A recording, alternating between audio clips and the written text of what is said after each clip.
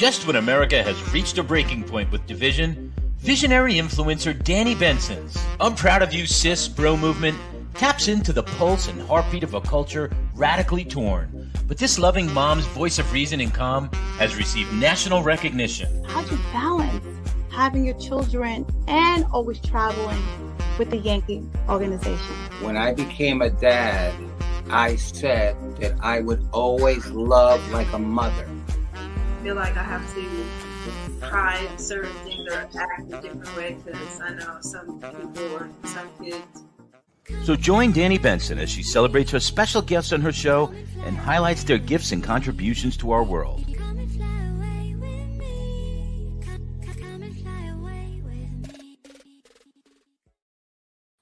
Hi, everyone. How is everyone doing today? My name is Danni Benson, host and founder of I'm Proud of You Sis. Please like, share, and follow. And of course, comment. My show comes on every Thursday, channel 20 on Optimum channel. So please make sure to view and support. And you can also, my handles, I'm Proud of You Sis. I'm Proud of You Sis. You can find me anywhere on all streaming platforms. I have an amazing guest that I want to give her flowers. Her name is Netanya Lewis, and this woman is amazing. I wanted to give her flowers to let her know what she's doing matters to us all. Netanya Lewis is a board member of V20. She also chairs the Melville Chamber of Commerce. She's an author, coach, speaker, and also helps run her family franchise called Battery Plus, located in Melville Huntington Station in Long Island. And she is a digital marketing agency assisting. She's a digital marketing agency. She has a digital marketing agency, which, you know, we're all on social media right now. And we need someone like her to make sure that what we're posting is actually, you know, showing growth, showing purpose, showing that, you know, followers are coming on, followers are engaging. And she measures that and she advises you what to do and what you shouldn't do, because what we want is not just like posting, but we want followers, we want engagement, in the hopes that what message we're putting out there really matters to who's watching us. So I want to welcome Netanya Lewis to the show. Hi, Netanya. How are you today? Hi. How are you? So what is okay? So I would first of all, you look fantastic. Thank you. No, you look beautiful. I wanted to give you your flowers because you're doing all of this and you're only in your 20s. That's true. That's true. So I can't even imagine. Well, I can't imagine because your trajectory is on a good trajectory, but you're going to accomplish so much more because you're doing all these things right now and you're managing doing all these things right now. So I first want to ask you, what inspires you? Okay. Sure. So I would say there's many things that do inspire me. However, I want to say number one is my family. So just like transparent, my dad and my mom, they always were my biggest advocates, right? So they always said that I could do whatever I want, put my mind to it, and I can get it done. So just having that type of support system really helps me. Oh, your dog, wait, you're really helped me just say these are the things that I want for myself. So I would say number one is my family. The second is the potential for generational wealth. So of course, not only am I worried about my trajectory, but also for my family when I decide to have kids and get married and all of those great things. So I want to say my present and as well as my future. That is definitely good, because how do you feel about your generation's trajectory? Just you're in your 20s. Are you hopeful? I want to say I am. And not just because my goal is to impact, engage, and influence every generation before and after me. But if you just look at today's climate, right, and the economy and just where we're headed, even if you're just listening to the news, right, and you see everything that's going on, whether that's the protests from like the Palestine and Israel, just like looking at everything from a larger scale, right? I feel like the next generation, they're really vocal about the things that are important and things that matter to them. You know, at the end of the day, you want to stand up for your values, your beliefs, your cultures, etc. So I do have hope for the next generation. And it's important for the next generation to see key or leadership people in those roles and doing the things that they need to do in order to help society move forward. So I have faith in them. Well, since you mentioned the Palestine thing, and I know all the protesters are almost all over the country in the colleges. Even like this morning, I went to NYU. That's my alma mater. Hi, NYU. I love NYU. Congrats. But I know they called in for the NYPD to come in and just clear out. And the reason that I like that. Look, I don't want no one getting hurt, like, you know, because other students, Jewish students have the right to come on campus and feel safe. So I'm going to put that out there right now. But our country was built also on protest. Our country was built on, freedom of speech, protest. If we don't like something, we have the right to protest without feeling any type of repercussions, as long as you are protesting peacefully and not harming anyone. Your future generation has a lot going on right now. I feel that they're dealing with inflation because things are more expensive than when I was growing up, for sure. They're dealing with housing. Housing is way more expensive than I remember just growing up before. They're dealing with also careers, job. They're dealing with job, that includes AI.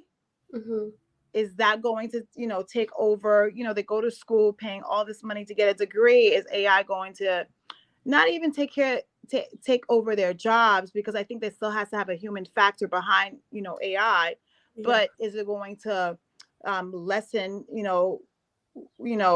what we can do versus what a machine can do? Because obviously a machine is probably going to be much quicker, even in thinking, than a human.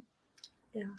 And also I hear a lot of, on my point of view, a lot of kids I talk to says it's harder to have a family of 5. I might have maybe 1 kid. And some of them saying I might not even have a kid because I don't even know how I'm going to afford childcare, which is over the roof. Grocery over the roof. My girlfriend just got a car and her car payment is $700.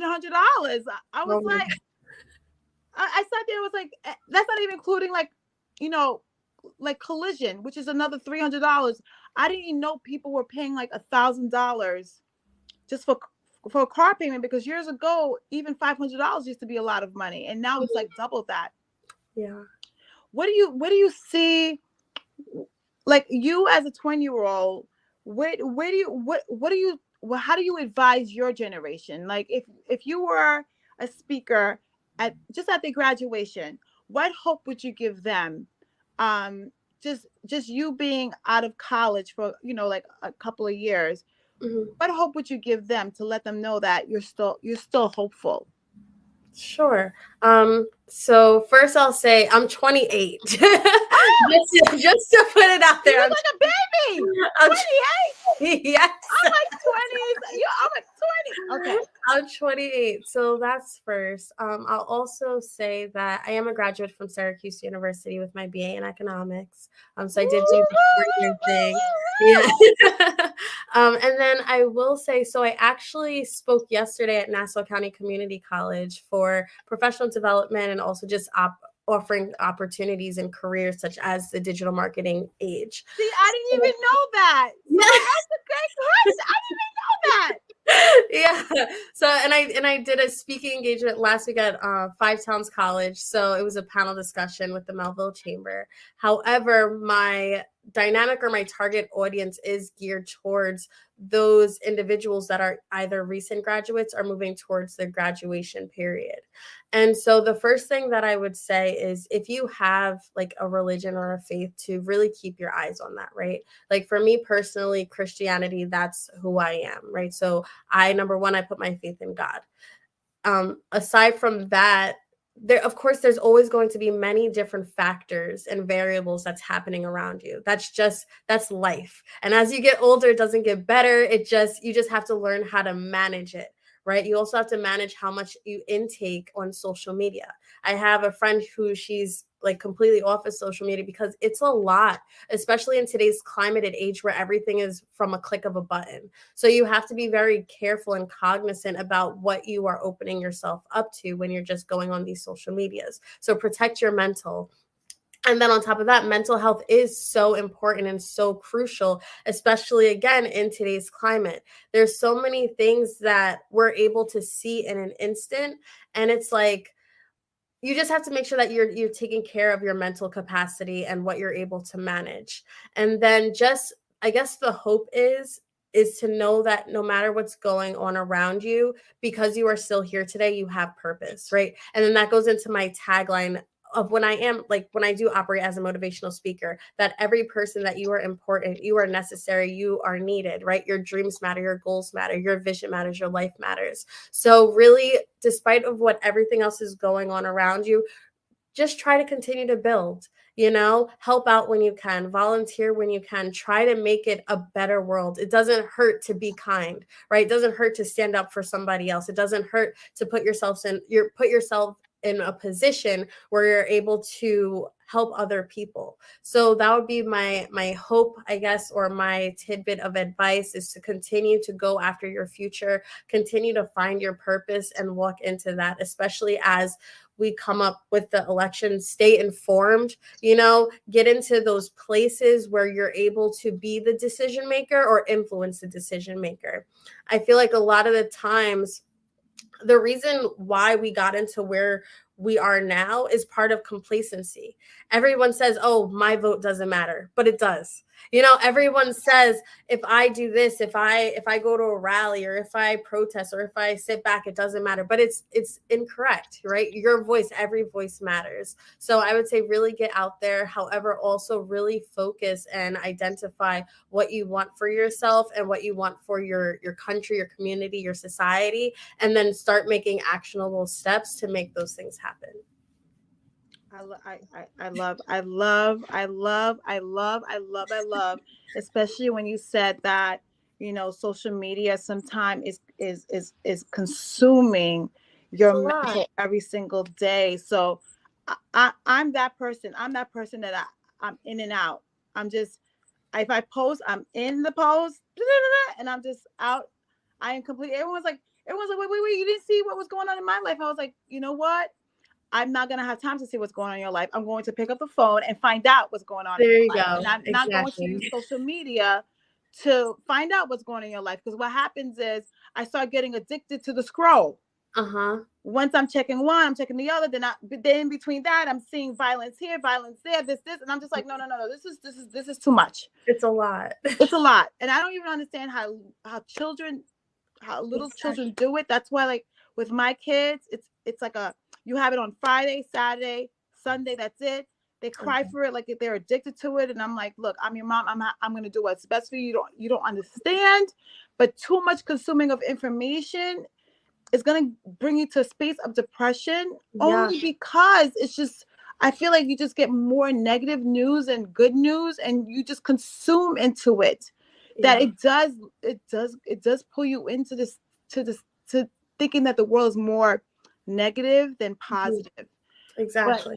But I tell people all the time, there's a lot of positive things going on in the world, but because it's clickbait, people like to see negative, because people like to chime into the negative, but because positive is boring to people. Exactly. Yeah. Being a good person is boring to people. Doing the right thing, people say that's boring. I want to see drama. I want to see trauma. I want to. So I'm praying that we get to a space where we go back to our lives, because I know so many people who just hold that phone to dear life and cannot be on their phone for like even 24 hours. Oh my gosh. So then how do you do it? Like, okay, you're part of are you Generation Z? Are you Gen Z? I have no idea. I feel like I'm in the middle of, what is it? I don't think it's generational Z. No, there's no. I think I'm a millennial. I believe I'm a millennial. No, because you're 29. 28. You're Whoa. 28. Okay, when's your birthday? October 22nd.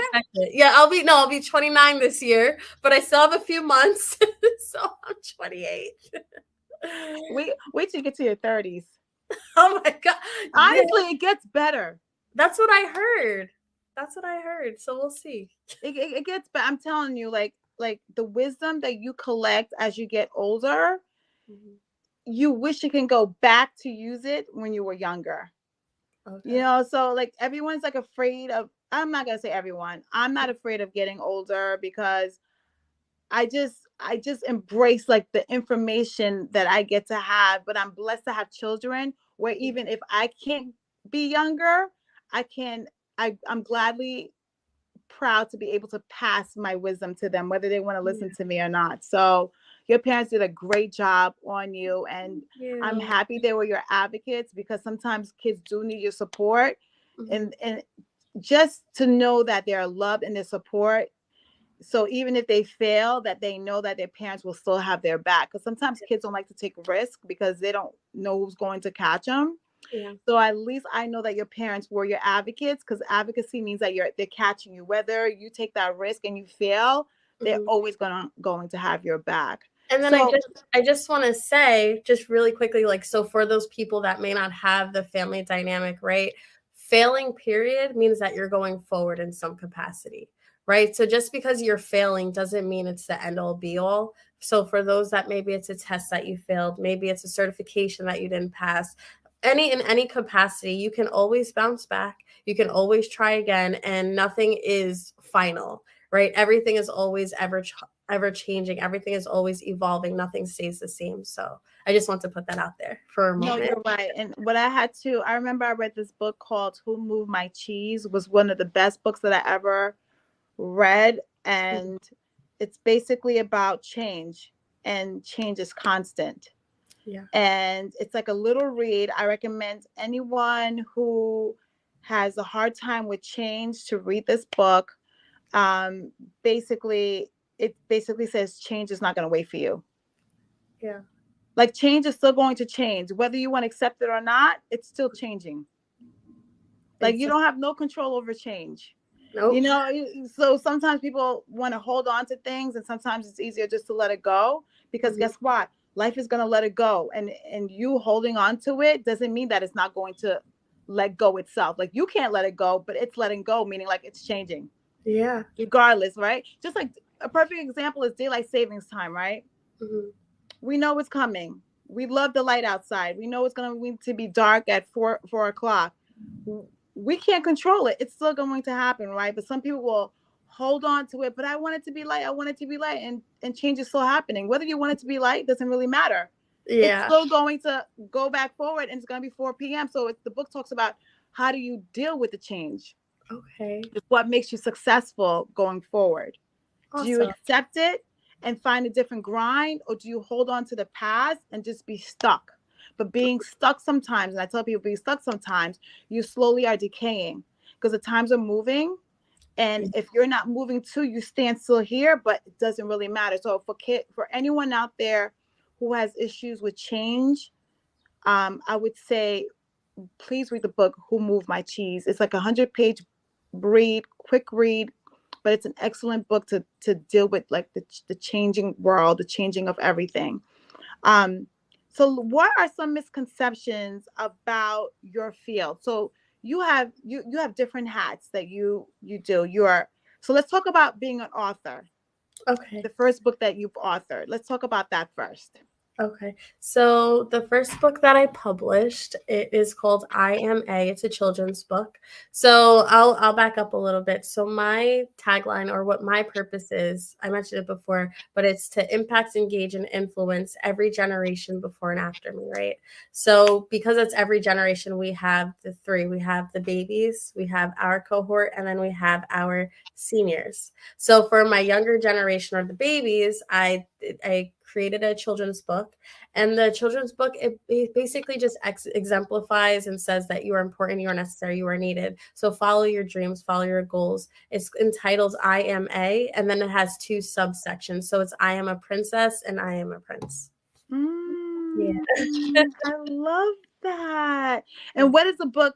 So when it says I Am A, what is the book about? Like, what is the main idea of the book? Like, what theme that you're trying to convey to the Sure. audience? So the theme of the book is really just going after these goals, right? So you have your parents that you're looking up to, and they're taking like this little girl and this little boy through different life experiences. So whether that's voting, right? Whether that's going to the park and making a decision, maybe that's going to the kitchen and making some type of dinner or anything like that. So it's just different it's a short book. So it's just like little situations, little scenarios where the kid is looking up to the adult or the parent figure and just getting help, right? And then the parent exemplifying this role of like, you can do whatever you put your mind to. So that's the theme, or the little synopsis of it. And you know what? Some people might feel like that theme is so corny. Like you could do anything you put your mind to, but I feel like there's a secret to it. I feel that if you think it and you put actions behind it, Mm-hmm. I feel that in my life it's happened. Like anytime that I say I'm going to do something, if I put the work, I tell my kids, you got to put the work. It's not like a magic trick. Like you say, I want this and it's just going to appear. There has to be work behind it. You have to do actionable steps behind it. It's not just you say it and it's just going to happen. Yeah. But I do believe in most circumstances that if you really do put your dreams in motion, Mm-hmm. 9 times out of 10, I'm not going to say that you're not going to experience any failure, but I feel that it is obtainable. Yeah, definitely. That's why I have so many hats. My parents, they invested time and their energy and resources on me, and just their words of wisdom. So by them, during COVID, that's when I started my agency and when I wrote my children's book, and I did become a realtor for a season in my life. But all of those were instilled first off of a thought. And then from there, you write down the actionable steps, like you mentioned. And from there, you keep working at it. For example, with real estate, I was like, all right, I want to be a realtor for commercial real estate. I loved it. It was a great season in my life. However, the first time I did take the test, I failed. So all you have to do is modify those steps and then try again. However, the first thing that happened was it became a thought. So it's really whatever you could put your mind to and then create those goals after. You got it. Definitely got it. So how did your family get into this franchise? How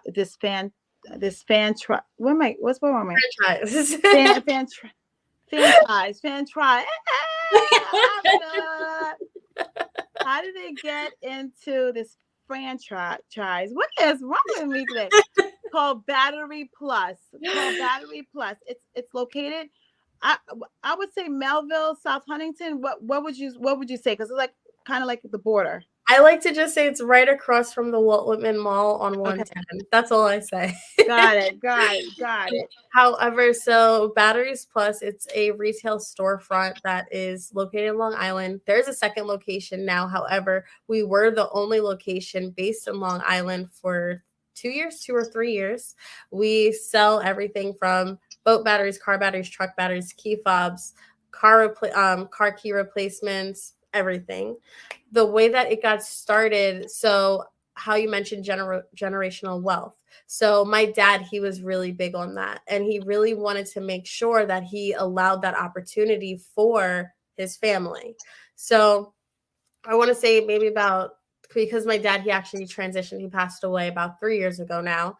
However, like I want to say a few months before, like before he was getting sick again, we were really looking at different streams of revenue. What do we want to do? Do we want to do a Chick-fil-A? Like, what do we want to do? Do we want to do a Cracker Barrel? But there's no Cracker Barrels in Long Island. But whatever. So you know what? They should be. They should be, but they're they should. I don't know why. And I just personally, I really like Cracker Barrel, but I digress. So anyway, so he had a really great experience in Virginia. And then because my family, they're mostly in Virginia. And then towards the end of his transition, he kind of signed the lease. And then he left this like large project with us. So it's me, my mom, and my brothers, and my brother's wife managing this store when we do not have any franchise or business ownership, any real capacity experience. So it has been a roller coaster, to say the least. However, we finally got the catch of it, or got the gist of it. However, it really started from my dad's idea, right? Because he had an idea first, and then just executing it, making the actionable steps in order to acquire this thing, and then leaving it into our hands, for us to figure it out. But that's really how it started. He really wanted to create an opportunity for his children and his wife and everything like that. And so with your dad giving you guys this opportunity to see how you can start a franchise, would you ever open other franchises? I don't know why I'm not saying this word right. I'm like tongue tied today. Franchise, like I got a syllable. I'm like, oh my God, what's wrong with me today? Okay, it's okay. Me personally, I would not, just because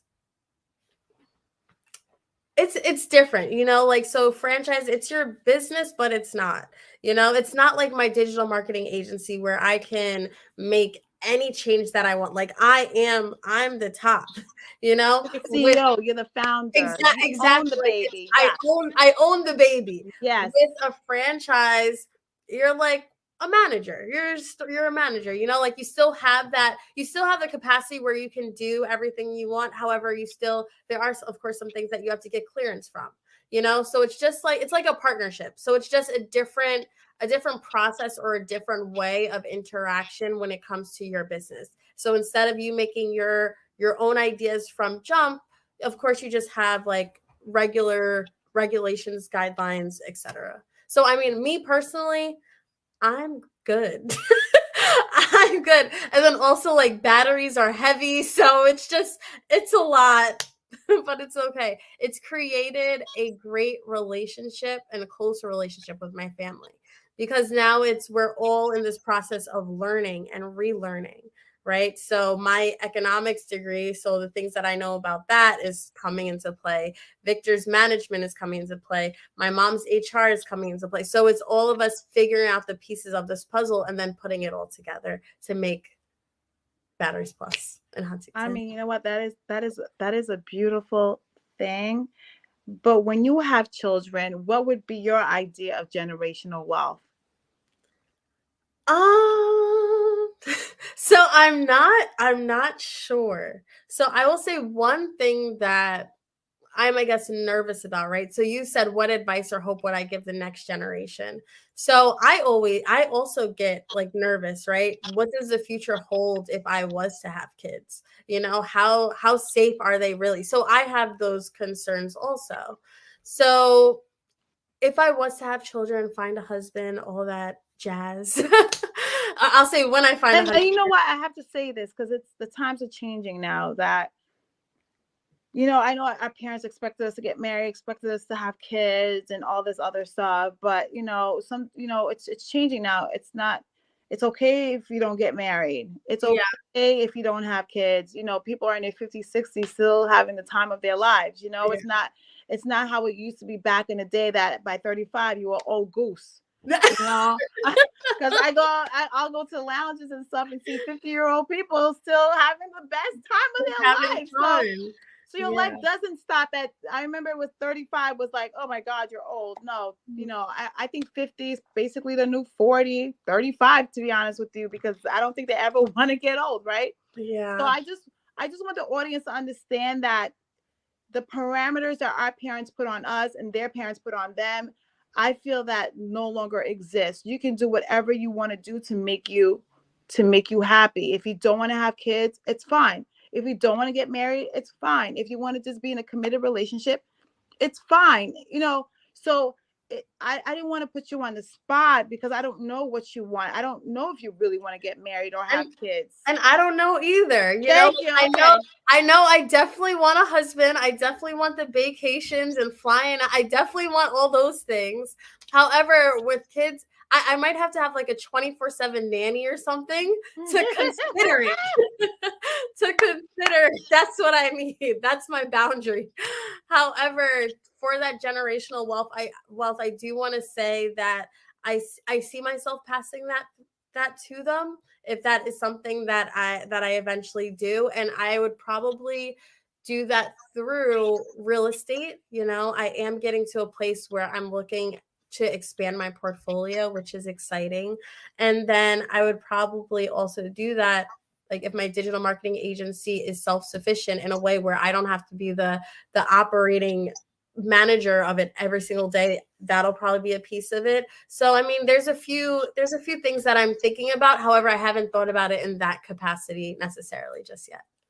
No, I completely understand. But let's talk about the digital marketing agency that you have and like the service that you provide for your customer, because digital marketing right now is so important, especially if you have a brand, a product, or service on social media, because they basically help you handle that to the point where you're not just posting and you're not getting any return. What you do, you're the expert of how you do get the return, how you do get the followers, how you do get more exposure in an area that there's so many people posting at the same time. There's probably like 1 million posts per second. Yeah. So what is your agency? First of all, what is the name of your agency, and what does your agency provide for the audience that are looking at the show right now and beyond? Sure. So I would say my agency is called I Am DMA. So that just stands for I Am Digital Marketing Agency. Under that, I have different subsections. So I have a designated website designer, a designated social media manager, designated social media marketer. I am looking to hire. So just in case anyone is interested, I am looking for interns. However, what I mainly focus on is really managing small and local boutique businesses, whether that's like management owned or small business ownership, and really learning what those needs of those businesses are and how to either leverage or capitalize their needs and transfer that into applicable, I guess, like an applicable perspective where people can actually gain or add value to their business. So whether that's focusing on their KPIs, so their key performance indicators, or whether that's focusing on customer engagement, more viewership, return on investment, so bringing customers into your actual physical store. So those are some of the key components that I focus on. So let me put it out there. Give all while we're talking about your business, give out all your handles of where people can find you if they're interested of you, if they're interested of you running their business or helping them with the digital, with their digital, like what do you call it? Digital real estate. I call it real estate because I think that every person's page is their personal real estate. It's their name, it's their spot. You could find them. Yeah. So that's just the way I look at it, because it's so crazy. I even did a digital real estate for my kids. They're not on Instagram yet, but I took over their name, so in hopes that when they get older, then if they want their name, someone else hasn't gotten their names already. Well, that's so funny. So my dad, that's cool. It's a very smart idea. So my dad, he made us do that with our email accounts. So like my email is miss.natanyalewis@gmail.com. But like I've had that since I was maybe about 10. And I didn't use it until I was maybe in high school, but I think that that's such a great idea. It's smart. It's very smart. You know what else I did too, which people, when my kids were born, so my kids had their emails when they were born. Okay. So what I did was, I actually, like, any moment I had or anything that was going on that day, I actually emailed them because I wanted a chronological order. So when I eventually give them their email address, they can go back to when they were little and just know every single day I sent a note to them. I was like, oh my God, you made me laugh today, Mo. So it's like every time I look at it, I have shivers because they're going to be 11 years old. And I can actually look at their emails and see the story of them growing. That is so sweet. I know they're gonna be like, what in the hell of this? And I did it honestly, just in case if anything ever happened to me. Mm-hmm. I always wanted to be a memory to them, and I wanted them to know how much I love them. I didn't want people to tell them how much I love them. I wanted them to know from me, because it's actually my voice in all the emails. So it's crazy how kids grow. It's a beautiful thing. But I advise parents out there, definitely do an email address for your kids and just leave little messages for them of love and care and everything. Because look how you just glowed because your dad did that for you. You should have saw your face. You were like, oh my God, and my father did an email for me when I was 10. Like who thinks of things like this? Yeah. You know who thinks of things like this? Parents who love their kids. Yeah. You know what I mean? Because you know that one day my baby's not going to be a baby anymore. Look at you. I know your parents are so proud. Thank you. I know your parents are so proud of you, like, because everything that they poured into you, you've taken that and made something out of it. So I know and that's why I'm so proud of you, sis. I got to put that hint in there. I'm so proud of you. I'm so proud of you, sis. So give all your handles right now as we continue the conversation for people who are trying to find you, getting to know you. And where do you speak, and how do you are able to speak? And you have coaching in there. Do you coach kids? Because you are a terrific mentor. I don't even know if you realize that yet, but you are a terrific mentor. Thank you. How would anyone who's watching the show definitely get in touch with you? Sure. So I'll say for my website, it's www.netanyalewis.com. Oh, that's cool. Okay. Mm-hmm. And then for my Instagram, it is Nay, NAY_ARIEL. It's like you read your mind, right? Thank you. And then what else will I say? And then in order to get in contact with me, I mean, my email is attached to that. I have my phone with me, like it's my life. So I always have my phone. So shoot me an email. I'm always open to opportunities and collaborating with other like-minded individuals, especially when it comes to building up and really assisting our next generation, right, as they grow professionally and career-wise and just personally. So that's something that I am definitely open to. And yeah. So you opened up with the importance of how important your faith is to you. Because I realized that before you said anything else, you was like, I love God. I'm a Christian. So explain to me, how has God been, or Christianity has been an important part of your life? Okay. And how has it helped you through the worst times of your life? Okay. All right. So that's a great question. So I will say that I was born in the church, not literally. However, my dad, he was a pastor. My mom, she's an elder in the church. So I have always been in some capacity involved in church and in ministry and something like that. When I say ministry, not anything too deep, just with communications and the media at my church. So I would say that's where that comes from. And then I want to say through my faith has evolved, and I want to say more recently, when you go through times where it's like you feel like you have no one to depend on, and then something happens, or you ask for a sign and it happens, you think that, how did that happen? An example that I will give is, and this is transparent. So when I was younger, prior to going to Syracuse University, I went to a different school. That school, I ended up ultimately getting kicked out of that school. So when I was kicked out of that school, I ended up on probation. I wasn't able to go to any other institution for X amount of years. And for me, that was the lowest point in my life.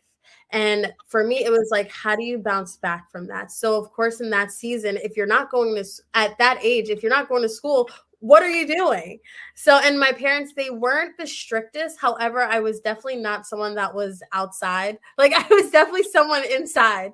So I would just be writing and writing and writing. And then one day I got, I guess, revelation, and revelation in the sense of, I know what I did was wrong, but I can't let this be the end all of my life and who I am and what I want to become, you know? So I was just writing.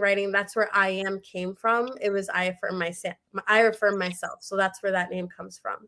And then where I was in that situation, I didn't feel like my life mattered. So that's where the tagline, I remember I was at Planet Fitness. I was like laying down on the massage chair, just like typing, like, what am I going to do? So that's where I am came from. And then it was like, I affirm myself. And then the tagline was, I am important, I am necessary, I am needed. But then I was like, it's probably, I'm not the only person that has ever gone through this. Someone else has probably gone through a different situation, maybe not this exact circumstance, but somewhere along the lines, because no one is perfect, someone has messed up somewhere. So then that's where I changed it or flipped it to, you are important, you are necessary, you are needed. And then after that, like, then this is not me thinking, right? There's no way that me at 18 years old is thinking this deep and intricately about this whole plan. There's just no way. I was supposed to be, or I wanted to be, a broadcast journalist. Like, there's no way.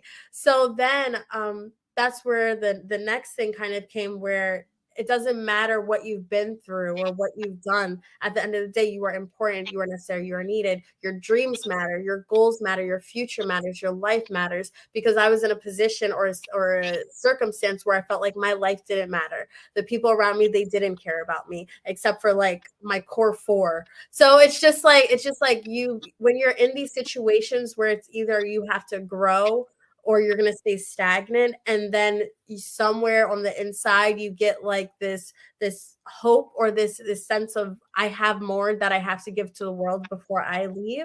Mm-hmm. That's where my faith comes in. And then like every situation that I've been in, I'm someone that's a little bit hard-headed. So every situation that I've been in, I'd be like, God, if this is you, show me this. And then it'll happen. And then I'm like, okay, so I'm in alignment, divine alignment. So I want to say that's where my faith plays, especially now. And then the last thing that I'll say is, so I had a really great family dynamic, right? So I had mom, dad, the fence, the backyard, the dog, the brother. Like, I've had the perfect life in a sense, right? So when you lose the patriarch of your family, there's a whole different dynamic that occurs, right? So no longer are you not focused, but dependent on your dad, but it's like, who do I depend on? I have my mom, you know, that's cool, but it's just a different type of safety and protection that you feel when you have your dad. Mm-hmm. So then losing him, I was like, well, cool, I have brothers, I have family, etc., but it's different. You know, so then no longer am I looking at the physical, but I'm looking at like my heavenly father, right? So I may not have my physical dad anymore, but I still have someone that I can go to, someone I can confide in, someone that can instill and impart into me wisdom when I really need it. So that's the last thing that I'll say. But yeah, that's where my faith comes in. So faith basically got you through. Exactly. Yes, always. Because you could have been at the moment, because there's two folds to it. When sometimes you're at your deepest, mm-hmm. and you're in so much pain that sometimes you think about, like, this pain is too overwhelming. I don't know if I can move on. I don't know if I could do this. Like, or how long is this pain going to last? You know, like, is this going to be a forever thing? Is my life is going to be affected forever by this decision? And that's when you have to make that choice in your mind. Mm-hmm. Like, anytime people fail, because we've all have failed, I know when people say I have no regrets, I have a couple of regrets. You know, I can't even say like I have no, and I get it. There's like everything is a chain reaction. Like if that didn't happen, how you know you would be here today? Because you don't know what the chain reaction is of, like if you take one chain reaction out, you don't know if that one change changes everything else, right? So sometimes people say you have to just accept everything. But what I have to say is having faith really keeps you it brings you to another level, because the reason I say it brings you to another level is because it's the fact that you're ready to give up, but something in your mind tells you no, it's not your time. Yeah. You know what I mean? And something in your mind tells you it's okay. Like meaning like when you mess up, you hear everyone saying you mess up, you mess up. But it's like the feeling of when you have faith, someone is saying, okay, it's okay. We all mess up. Yeah. But it doesn't mean that this is the end of your life. Like this is the end of it. Like you're going to have to pull yourself out of it. Mm-hmm. And then what I was also going to say is, in a sense, and I feel like I've started to understand this as I get older, our trials and tribulations and the things that we go through, it's not for ourselves, right? It's for the other people. It's for the other people that we have to impact. It's for the other people that we have to give advice to. You know, everything that I went through in my past, it's not for me. You know, so in a way, it's selfish of me to want to hide this part of my life just because I'm embarrassed, because I have some regrets. Okay, but what about the next generation? What about the next girl or the next guy who makes that same mistake? However, they feel like they can't get over it. Now they have people that they can look up to, right? That say, I got over it. You can get over it too. So that's also what I like to like add on. And one of my friends at the time, she told me, and this was before, because I have a second book right that I'm in process of. However, I haven't published it yet. I'm waiting for my following to get a little bigger. However, she told me that you don't know the lives that you are not saving by keeping your story private. You know? So you don't know the people that need to hear your story in order to survive. You know, so that's another thing that I always think about. I'm like, yeah, that was an embarrassing time. Yeah, I don't want to talk about it. But if it's saving somebody's life, talk about it. You know, I call it a testimony. Exactly. I feel like my life is a testimony. So when I talk about God and I talk about the love of God, it's only because I've known that He's pulled me through things that I didn't even think that I could get pulled through. Exactly. Like I never thought I could see the other side of it. Mm-hmm. And that's why it is good to share your story. Just tell other people like there is another side. Look at me. You know, I went through this, but look at me now. I'm whole now. Mm-hmm. So I don't want you to define your current situation as your whole situation. Exactly. And that's what sometimes we do, especially like in our younger years. We think our current situation is our whole situation. Mm-hmm. And it's not our whole situation. It's just a blip. It's really just a blip of time throughout our whole lifetime. Like we see our mistakes as forever, but in our whole lifetime, it's probably like an inch, because we're moving, we're constantly moving, right? So we think like it's like our whole lifetime, but it's not. And I try to tell kids all the time that don't make a decision over a temporary emotion. Exactly. Because failure is really a temporary emotion. Mm-hmm. Do you understand what I mean? And sometimes we make decisions that temporary emotion becomes sometimes a forever emotion. Mm-hmm. Because we're using that feeling as to justify what we're doing, but whether we're justifying what we're doing is right or wrong, if it's wrong, it's wrong. Yeah. And the pain doesn't justify you doing that. And that's to say, the school shootings, like anything that you're going through in life, just understand that it's very painful, but we have to find a way to like push through. And I know it's easier said than done, but it's a pushing through that will be your testimony. It's a pushing through, because sometimes it's easy to give up, right? It's easy just to be in your sadness forever, but we're here for a purpose. Exactly. We're here for a purpose, and that failure is part of our purpose. And that's what I tell my kids all the time. Like if they fail a test, I'm like, no, but that's part of your purpose, because it's gonna bring something out of you that you probably would have not gotten out of if you didn't fail the test. Yeah, or that you didn't know was what if you didn't know what was inside of you. Yeah, you're right, because it pulls out. You're stronger than you think that you are. That's the saying. You are stronger than you think you are. Mm-hmm. And you won't know your strength until you go through trials. Yep. You know, because my dad also died, and he was our patriarch. And whew, Lord, like I miss him so much. I'm so fortunate that I had a father in my life, so I know how you feel. Because certain people might not know how we feel, because it doesn't mean that the relationship we had with my dad, I had with my dad, you had your dad, you had with your dad. Some people might not be able to relate because they might not have that connection with their father. You know what I mean? But losing him, I could relate to you, because losing my father was just, I miss his hard knock life advice to me. Yeah. Like, you know, my mom is great. My mom is like, was more the nurturer, but my dad was like, he would tell me like it is. Like I needed those voices. That's exactly what it is. Like my dad, he was a guy that gave me the truth, but he also coupled it with advice, and then coupled it with hope. And it was just like the perfect package in the way he delivered. And then he was also like my hero, right? So he supported me, and my family, they did too, and they do too. But it's just different. I don't know how to explain it. It's just different. It's just like a daddy's girl. That's it. It's just a daddy's girl thing. Like, you know what it is? It is just like a mama's boy. Like I'll never get to understand what that relationship is, because, you know, I don't have a son. Mm-hmm. So, but I hear, you know, that term mama's boy more than girl dad, you know, because like, oh, he's a mama's boy. But it's like you just have special relationships with different segments of your family that is irreplaceable. Exactly. Yeah. You know what I mean? But I'm here to tell you right now that your dad would be super, super proud of you. Maps in you.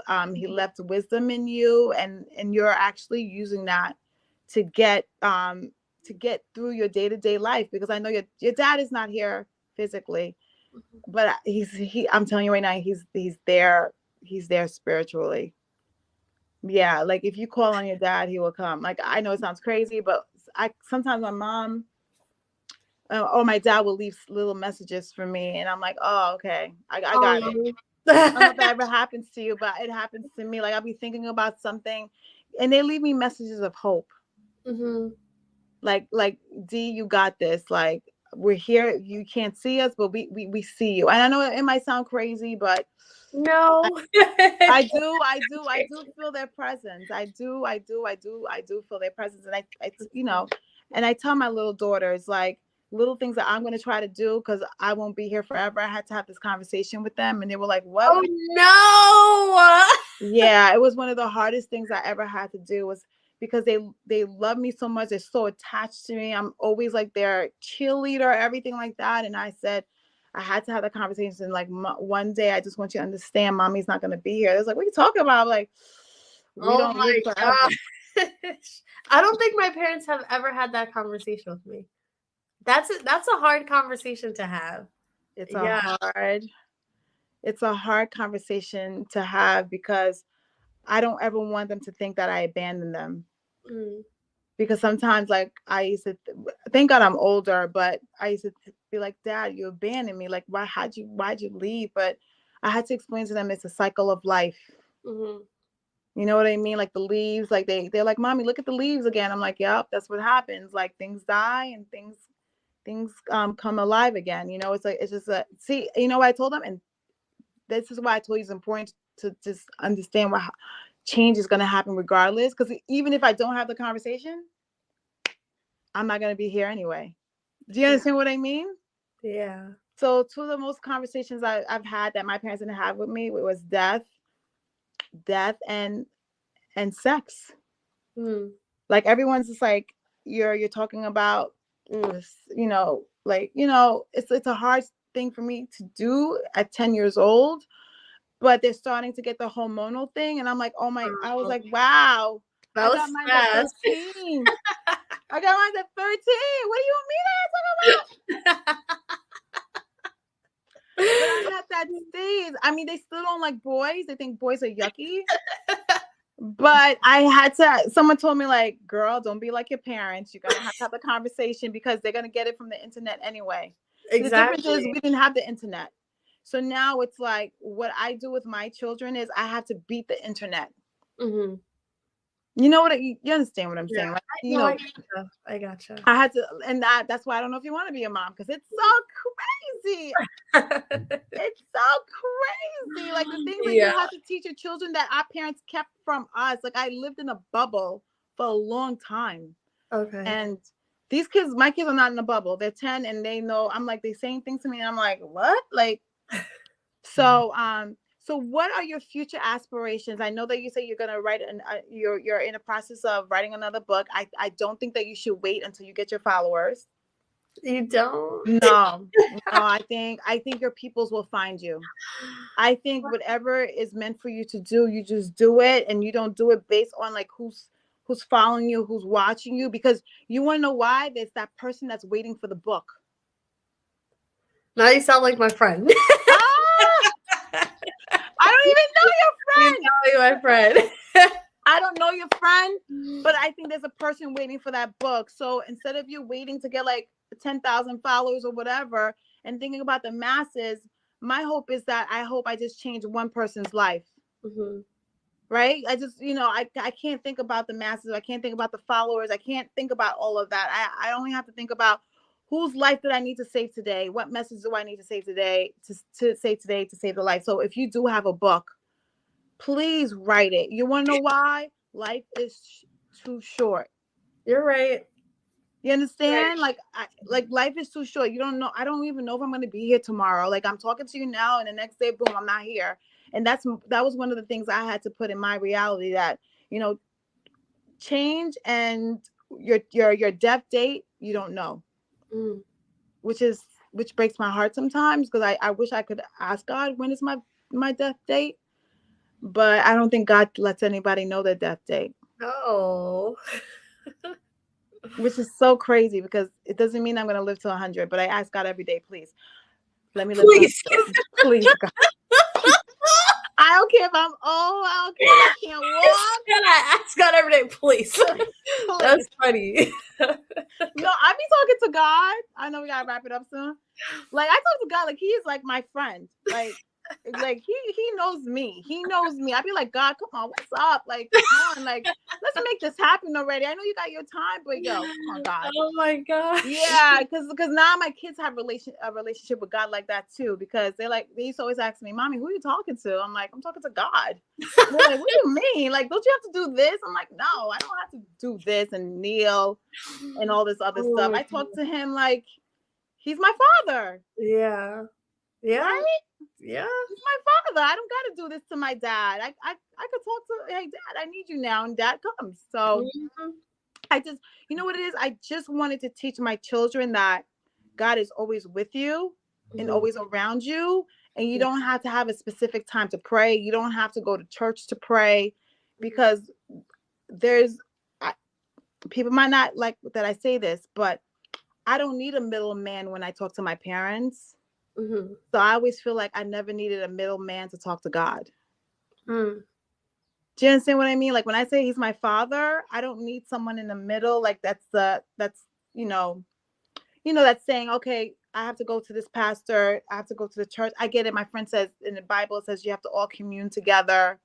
I get that part, but I always wanted my kids to know that God is just a prayer away, a talk away. You say, God, I need you. He's there. Yeah.